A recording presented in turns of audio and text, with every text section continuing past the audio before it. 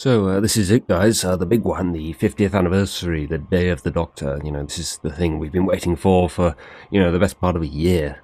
I thought it was going to be, probably a pretty big sort of family get together, with a lot of actors from the past getting together. But actually, it wasn't as big a reunion as I thought it was going to be. Actually, it's just sort of David Tennant, Billie Piper, and Christopher Eccleston was approached as well, but he didn't want to be in it. I guess he's worried about getting typecast or something, I don't know. But overall, I actually thought it was really good. I'm not sure it was like up there as one of the greatest episodes, even in terms of just the new series.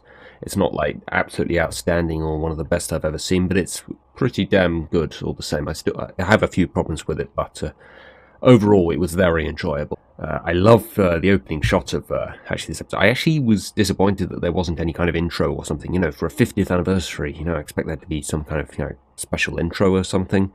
But no intro at all. That was disappointing. But the actual opening shot was a really nice little throwback to the first few shots of the very first episode with Trotter's Lane and Coal Hill School. When I first saw that, I thought, they're going to have some kind of a tribute. I wouldn't have thought they would have brought back the actors who played Ian and Barbara and Susan, because they're a bit old now, but I thought maybe they were going to have some kind of callback to that, but no, as it turns out, they're not in this. Just going a little bit off topic here. If you haven't seen An Adventure in Time and Space, which is sort of, like a sort of a documentary kind of straight-to-TV kind of film, which is about the creation of the series and the first few years with William Hartnell and the decision, to axe him and replace him with another actor and all that. That is absolutely outstanding. That is one of the best Doctor Who related things I've seen in a long time. As good as it was, it kind of made me sort of feel, blimey, the Day of the Doctor has a tough act to follow after that. And as it turns out, it's not really delivered in that sense. It's not anything like as good as An Adventure in Time and Space. Seriously, if you have not seen that yet, if you're any kind of Doctor Who fan, you need to go and check that out. Anyway, the Time War that we sort of start off with in this episode, it feels a little bit like sort of fan service, bringing the Time War into all of this, because I think there were a lot of outcries from fans, when the new series came back and everybody was like, well, how did Paul McGann regenerate into Christopher Eccleston? We need to sort of know that, and they were sort of speculating about probably something to do with the Time War, and under that kind of assumption, we were sort of saying, oh, well, we need to see that at some point. So, yeah, it brings sort of more in sort of emphasis onto the fact that Christopher Eccleston isn't in this. I can see that they would have wanted to use that in some kind of way and explain exactly how he came to be in the form of the Ninth Doctor. But he didn't want to be in it, so obviously they had to just find some way to work their way around that. I was annoyed when I heard that Billie Piper was coming back to be in this. Obviously, you assume that she's going to play Rose. Why the hell would she be coming back if she wasn't going to play Rose? Never a huge fan of Rose, really. I think she was a bit of a poorly written character, in my opinion. I know I'm probably in the minority there, and I'm probably going to get a bunch of hate for that, but never really liked the character of Rose, so that annoyed me there. But as it turns out, she's not playing Rose.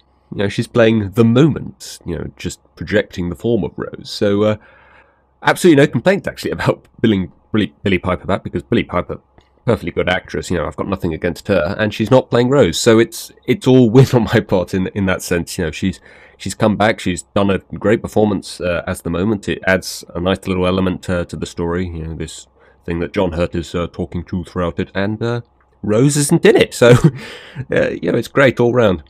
John Hurt was fantastic. I absolutely loved his performance in this. Very much sort of portraying him, not so much as sort of a straight character, but as more of a more human-like Doctor in sort of his logic and his way of thinking. He's not quite as clever as Matt Smith or David Tennant, but he's more sort of down-to-earth and more sort of bumbling, and he's not entirely sure what's going on, and he's kind of actually a little disgusted by his physically younger forms, even though technically they're supposed to be older. That's kind of weird, actually, that's now that I think about it. Matt Smith's supposed to be 400 years older, but obviously the actor is younger. Did not like Joanna Page in this very much. A bit too much snogging of David Tennant in this. I don't know whether maybe that was something in her contract or something in being in this. I'll only be in this if I get to kiss David Tennant a bunch of times. I can just imagine it being something like that. And just a bit of a silly portrayal of Queen Elizabeth. I did not like that at all. Thankfully, she doesn't have a huge role in this episode. Obviously, she there's a couple of important things that she does, but she's not part of the climax or anything like that. She kind of just, as seems to be actually the theme with this special, actually quite a lot. She's a lot sort of there, and then suddenly she disappears. There's another similar moment to that later on, which really annoyed me actually, but I'll get to that when the time comes. I've heard a lot of people actually complain that the plot actually takes too long to get going. It's like a good sort of half hour in before we're really into the kind of intense kind of stuff.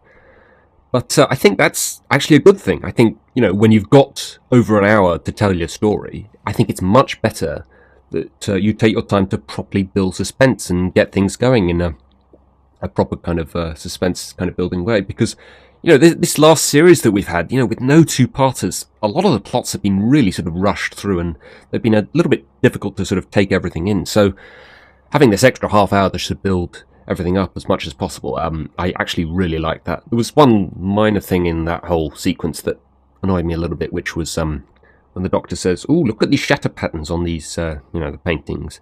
And it's like, they've been broken from the inside. Well, the broken glass is on the outside of the painting. We all figured that out the moment we saw it.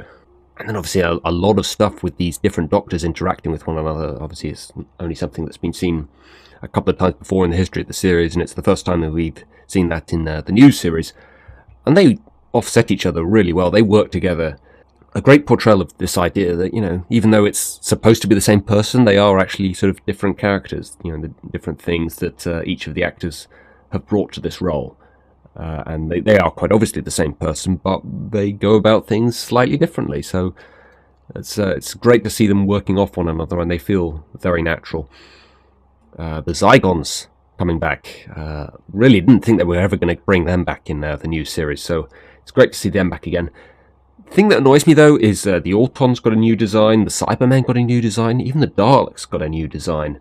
The Zygons, it doesn't look like they've changed the design of them at all. They look exactly like they were in the old series, and they look a bit out of place, really, to be honest. Did not like the fact they hadn't really changed their design at all. And the effects on them, they were a little bit off. And, a nice kind of twist with, the Zygons, their plan being to hide in the paintings, that ends up, at the end being the way that the Doctors end up saving the day. That's kind of a clever little setup there. The only thing that annoyed me about that was the whole thing with, Queen Elizabeth being a Zygon, and you never knew which one was the Zygon and which one was Elizabeth, and that actually doesn't really become particularly important in the end. We never really find out which of those Elizabeths was the real Elizabeth, and in the end it wasn't really all that important. And also, she defeats the Zygon in the form of Queen Elizabeth because it's in the form of Queen Elizabeth, basically, because it's a weak and feeble woman. She basically flat out admits, she was only able to defeat it because it was a weak and feeble woman. Why didn't the Zygon just morph back into the form of a Zygon in that case? Under the assumption that this Queen Elizabeth is a Zygon, did nobody sort of wonder why she had not transformed back into a Zygon after defeating Queen Elizabeth? It's a little bit sketchy there.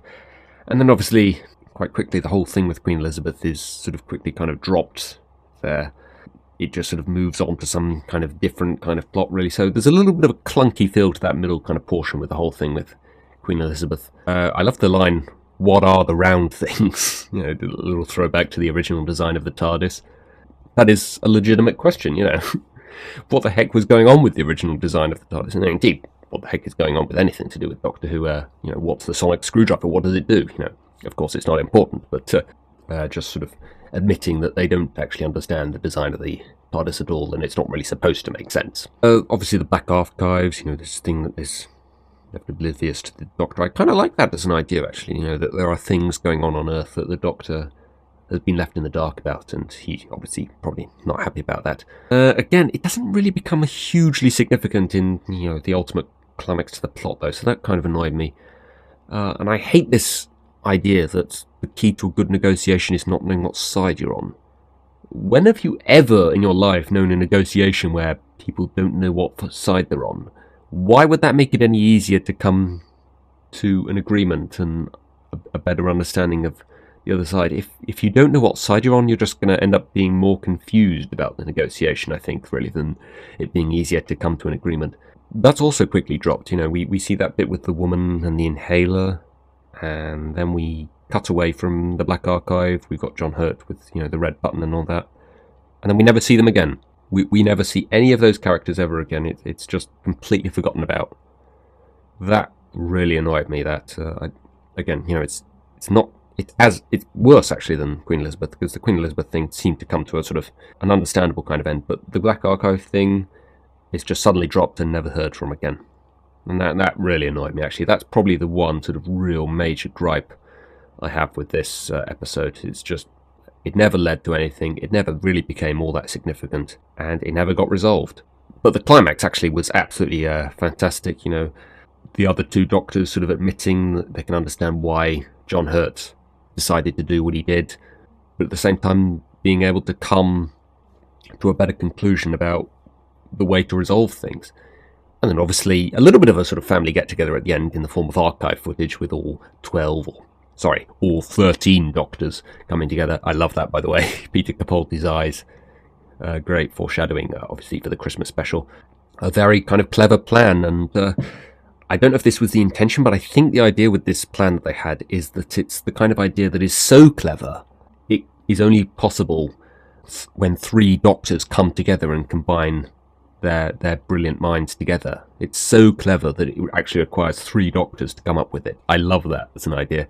And also using the fact that, you know, Matt Smith with his sonic screwdriver is 400 years older than John Hurt, you know, and he has John Hurt there to sort of set things up for him, you know, in 400 years in his past. So that's a great little setup there. Obviously there was the setup with the 400 years thing with the door that ended up not actually being necessary.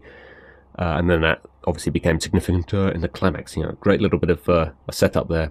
And then maybe a little bit of fan service, but I think a good bit of fan service there with seeing John Hurt regenerate into Christopher Eccleston. Obviously, Christopher Eccleston would have been in that scene had he wanted to be in this special. So that makes me kind of sad, really, that Christopher Eccleston didn't want him in this. But actually, for the most part, the plot does work perfectly fine without him.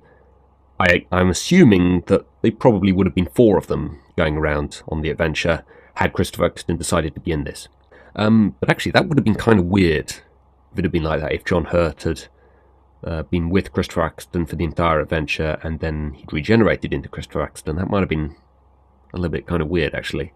I don't know, maybe it would have been written differently had he been in it. I didn't like the "I don't want to go" line from David Tennant, which is obviously the last thing he says before he regenerates into Matt Smith. Felt a bit forced and a little bit cheesy, to be honest.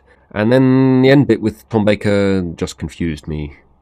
Was he supposed to be the 4th Doctor? Was he supposed to be a future incantation of the Doctor? Or was he just some guy? You know, not actually any kind of Time Lord at all. He was just, you know, the curator of the painting. That just left me completely confused. And it's a shame, really, because really that should have been just a great sort of, oh, it's Tom Baker kind of thing. But the fact that I was thoroughly confused during that whole thing kind of ruined it for me. And that last shot with all the doctors, did not like the effects on that at all. It really, you know, aside from obviously the middle 3 who are really there, it just looked like a photograph. But yeah, the main body of the plot to here, you know, the setups in the early part and the adventure midway through, the main body of the plot to this whole thing, it just had me gripped from beginning to end. It was really thoroughly enjoyable. And really the only thing that kind of annoyed me was the way that whole scene in the Black Archive was just suddenly dropped and cut off from and forgotten about. It was the only real major thing about the plot to this that really kind of annoyed me. Probably an 8 out of 10. So I would say it's not up there as one of my personal favourites in the entire history of the show, but you know, it would have to be absolutely outstanding for that to be the case. So yeah, a very enjoyable special. But check out An Adventure in Time and Space if you haven't already as well, because that is even better than this. Okay, so that was The Day of the Doctor. Very enjoyable episode. And I will see you again soon for another review. Okay, bye.